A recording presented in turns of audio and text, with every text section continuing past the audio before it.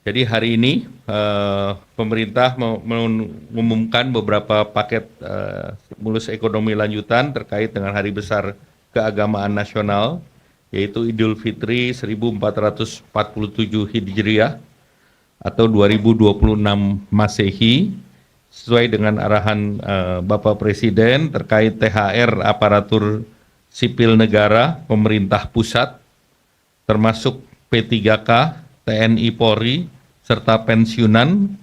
Pemerintah telah menyiapkan anggaran sebesar 55 triliun rupiah, dibandingkan tahun lalu ini meningkat, tahun lalu 49 triliun, naik 10%.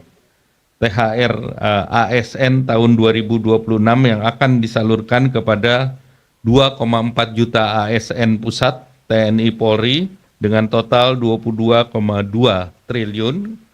Kemudian 4,3 juta ASN daerah, total 20,2 triliun. Kemudian 3,8 juta pensiunan, totalnya 12,7 triliun. Nah, komponen yang dibayarkan 100% penuh meliputi gaji pokok, tunjangan keluarga, tunjangan pangan, tunjangan jabatan, kinerja sesuai dengan regulasi yang berlaku.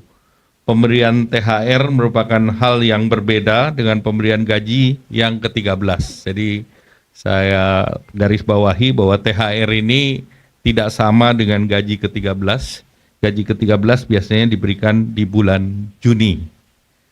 Nah, pencairan THR dimulai secara bertahap sejak 26 Februari yang lalu, minggu pertama, dan THR tersebut diberikan kepada PNS, CPNS, P3K, pejabat negara, prajurit TNI, anggota Polri, pensiunan PNS, pensiunan prajurit TNI Polri, hingga pensiunan pejabat negara.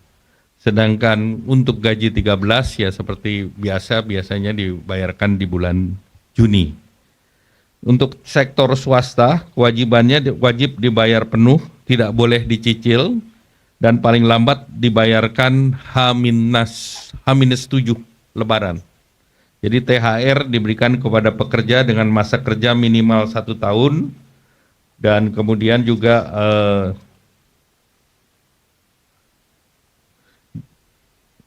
jumlahnya minimal jumlahnya adalah 1 bulan upah, sedangkan pekerja dengan masa kurang 1 tahun diberikan secara proporsional. Nah, ini tentu setiap perusahaan akan bervariasi.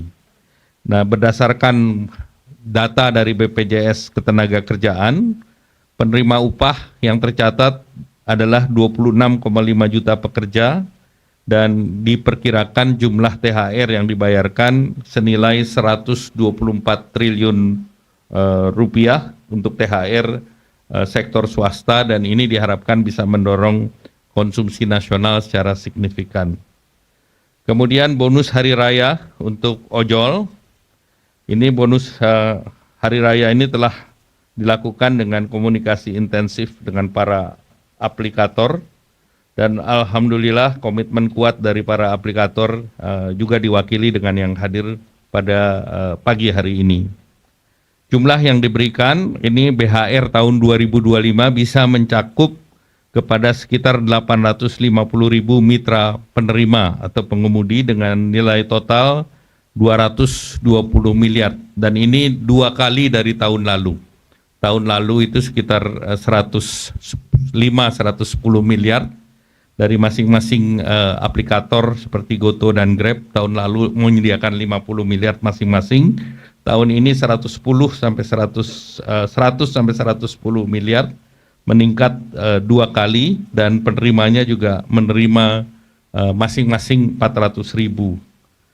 Maxim juga memberikan kepada 51.000 mitra sebagai penerima BHR.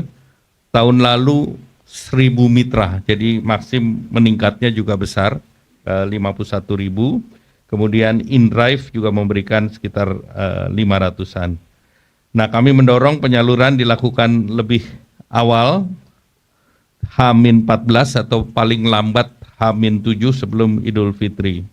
Terkait dengan perlindungan jaminan sosial bagi pengemudi, hingga saat ini mitra pengemudi mengikuti jaminan kecelakaan kerja JKK dan jaminan kematian atau JKM BPJS Ketenagakerjaan.